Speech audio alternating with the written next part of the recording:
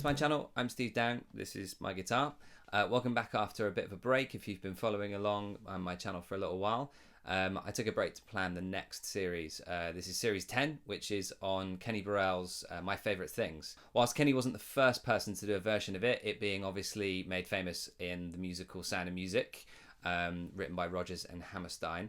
John Coltrane did a modal version of it in 1961, and this version comes from 1966 from Kenny's Soulero album. The structure of the piece in its original form followed A, B, and then returned to A, but it's changed somewhat. So I would probably call it a C section. So it kind of follows A, B, C.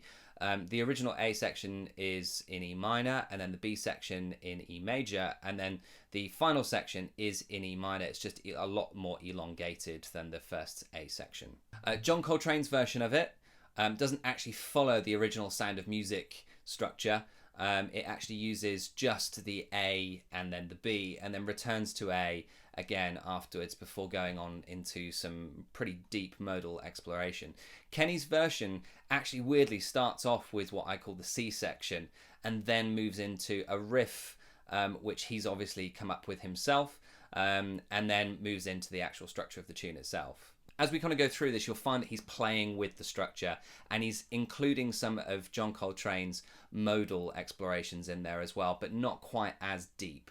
Obviously, Kenny would have been influenced somewhat by John Coltrane's seminal album in 1961, so I think that he's kind of taking inspiration from it, but he's not directly copying it. Obviously, Kenny's approach is far more bluesy than Coltrane's, but we are going to make some comparison, and I'm going to observe that throughout the series. As always, I'm going to provide a transcription on screen, but the best place that you can get the most out of these lessons is by signing up to Patreon, where you'll get a backing track that I've created with Josh Moon on keys, Joe Harris on drums, and Jamie Sefton on bass, and they've done an incredible job of this one. So the link is on the screen here. If you head over to Patreon, you'll get the full backing track and then also a full transcription and any of the examples transcribed in notation and tablature as well. And then the new thing that I'm going to add for this series is I'm going to do a Q&A halfway through the series and then one at the end. That's available only to patrons. So the link is below and on the screen here. I just want to quickly read out some names of the patrons who have joined me in the last few weeks. So thanks to Jan, Tim, Jeff, David, I'm pretty sure I'm pronouncing this right, but correct me if I'm not, Georgie, and also John. So yeah, thanks for your support. It really, really means a lot. If you want to support in a way that isn't a subscription, then you can buy me a coffee. That link is below. That's just a one-off £5. And then the other way of supporting is obviously just to hit that subscribe button and the like button as well. And drop me a comment below. I really like it when people say hi or challenge me on things or ask questions. So let's get on with the lesson and let's take a look at bars 1 through 5.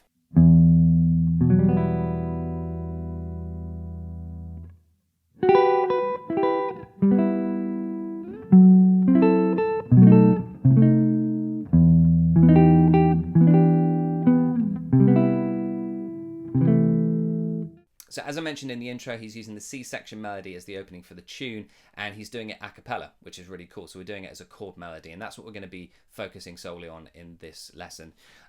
So the first thing he does is state the harmony, which is with an E minor add 9. Okay, so on here it's not an E minor 9 because we don't have a D in there, so we call it an add 9. So he's adding in the F sharp there. Now, when he gets to the melody, he's adding in some more add 9 voicings and then moving through 2 positions of the E minor, just a straight minor triad. So we've got this really nice little kind of stretchy add 9 voicing there with the melody in the top, so, and then moving back to E minor, just a standard, very simple voicing. And then moving down here for another voicing. This is a really cool thing to do if you're trying to do your own chord melody here. Obviously, the melody line is, if you look on the sheet music for it in the real book, it's just got an E minor on there for a significant period of time. And the melody itself is fairly bland, isn't it? Okay, it's just, a fifth apart, those 2 notes. So he's adding in some interest by adding in an add 9 voicing there, and then cycling through some voicing. So instead of going like that, he's moving down to another voicing which has the E in the top. So here on screen now, you're going to see me provide an example of all of the various different voicings of just a standard E triad. And then also I'm going to show you some drop 2 voicings of E minor 7, which you can also use. And then after that, you'll see some add 2 voicings as well. There's some pretty interesting stretchy ones in there. So my advice here would be to learn these voicings that you're going to see and then try and use them in your own version of this.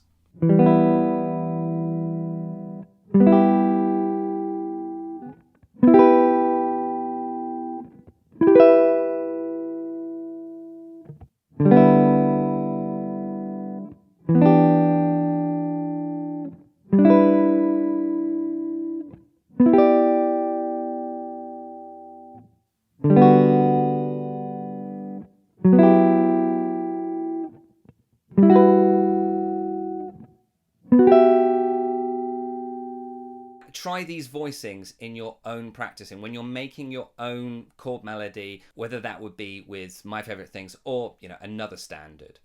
Use Kenny's approach here, where basically when he's got a static harmonic area, so here it's E minor, he's moving the voicings around the neck of the guitar and adding in some extra notes to provide some harmonic movement where there otherwise wouldn't be any. The next interesting thing that we can see here is the minor 2-5-1. Okay, so minor 2-5-1 going into E minor. So we've got a F sharp half diminished or F sharp minor 7 flat 5. That's the one where you see a circle with a cross through it sometimes. Okay, and he's kept the melody line in the top of the chord there. And that's really, really quite clever because then he moves to a B7, keeping the melody note in the top there. So rather than it being a minor third of F sharp minor 7 flat 5, it's now the flat 7 of B7, okay, that A note. Okay, and then to provide some more harmonic movement, okay, instead of going, what he's actually doing is putting in a C diminished. Now remember, C diminished is pretty much the same as B7 but with a C in the bass, so you can interchange the two. There's a great example of this in 60s blues. Literally just a year later, Hendrix uses this approach in Red House. And then in the next bar we see him adding in a completely different chord, a minor major 7 chord and a minor 7 chord before moving to C major 7. Again, he's just trying to make some harmonic movement here with the E minor major 7, keeping the minor third in the top, and then again with the E minor 7. I mean, it's a fairly standard jazz thing to do, to cycle through from minor to minor major 7 to minor 7, keeping that chromatic movement there. It provides some tension, and then it also just provides some harmonic movement, some interest where there otherwise wouldn't have been. Otherwise it's just E minor for a long time before moving to C major 7. And again, he does it down here as well. He goes C major 7 and then a C6 idea, still keeping with the 4th finger that major third in the top.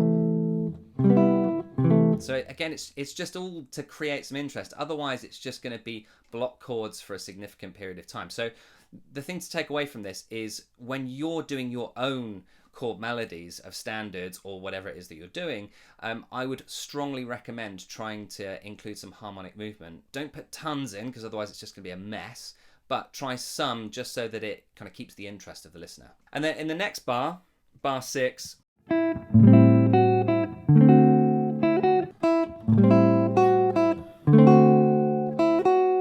moving up to some 4th synth, which we'll take a look at in a second. Here, this is fairly simple what he's doing here. Just keeping the melody in the top with these really simple voicings. But this is a good place for us to stop and take a look at how we might go about making our own chord melody for a jazz standard. Here's an example on screen of one of my favorite standards, My Romance.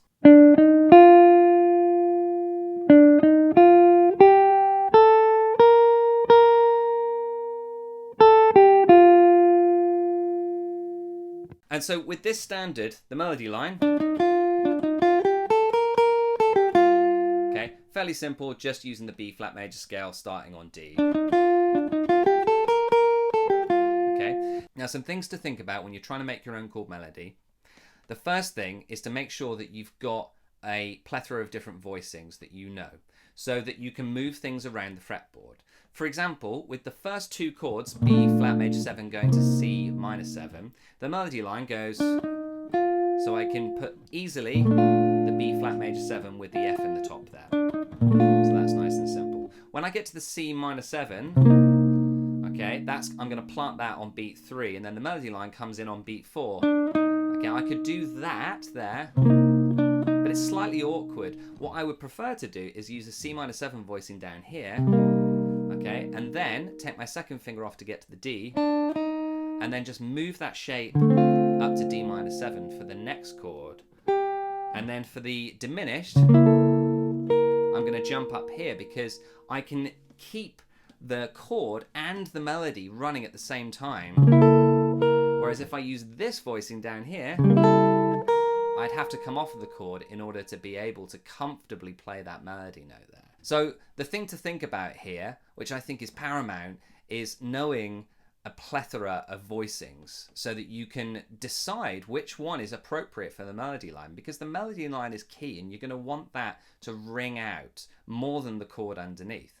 So if the melody line is ringing out, you want to make sure that you can comfortably get that chord underneath without having to stop the melody line, or vice versa. Okay, it's like playing a piano where if the chords are playing in the left hand and the melody is playing in the right hand, they are independent of each other. And so you want it to sound the same when you're playing a chord melody on the guitar, unless you're intentionally going for a disjointed kind of sound. Okay, so jumping back into my favorite things, we're on bar 7. So here he's using a kind of fourthsy approach. Okay, so instead of playing a G major 7, which is what it would be traditionally, he's playing an E minor 7 kind of sound with stacked fourths, E, A, D, G. Okay, gives quite a modal sound, which is really cool. And obviously he can keep the melody line in the top, and then moving to a C major 13, but voicing it again with fourths, B, E, A.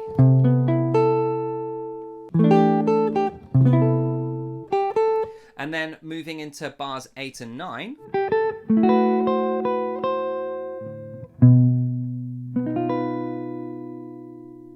Really interesting voicing of an F sharp minor 7 flat 5. There. Okay, so he's got a suspension between the B and the C, and then a really nice juicy chord at the end. Okay, so this is a Lydian dominant chord here, a B7 sharp 11, okay, which is taken from a melodic minor mode. We don't need to get into it too deep here, but it would be the F sharp melodic minor, and it's the fourth mode, which is the Lydian dominant. And so this is the chord that comes off of that, which is a dominant sharp 11. And it's a nice chord to use in replacement of a normal dominant chord if you're going to a minor chord as your resolution. This chord is really, really worth learning. So I've put on the screen here some extra voicings all up the fretboard for them. So feel free to use these in your own playing. So wherever you see a 5-1 or a 2-5-1 going to a minor chord as its resolution, try using the dominant 7th sharp 11, the Lydian dominant chord, as a replacement for your dominant chord, because it just sounds really, really super juicy.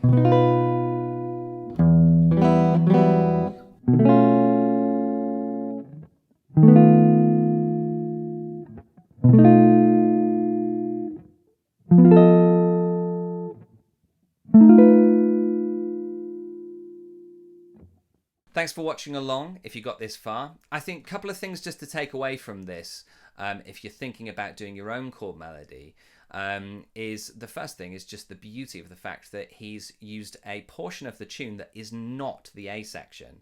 So it's a portion of the tune that's later on in the tune as his intro, which I think is great. I think that's a really, really cool way of doing it.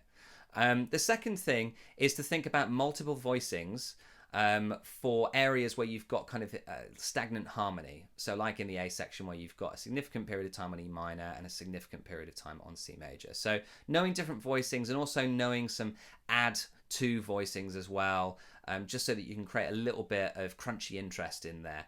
And then I think another thing to think about as well as that is just making sure that you're keeping, if you're doing your own chord melodies, that you're keeping the melody on top, but also learning a plethora of different voicings for the same chord across the fretboard. So if you get into an uncomfortable situation or an uncomfortable fingering with a voicing and you're trying to keep the melody on top, you can not sacrifice the melody or the chord underneath. You can just move to a different voicing of the chord. Thanks for watching along.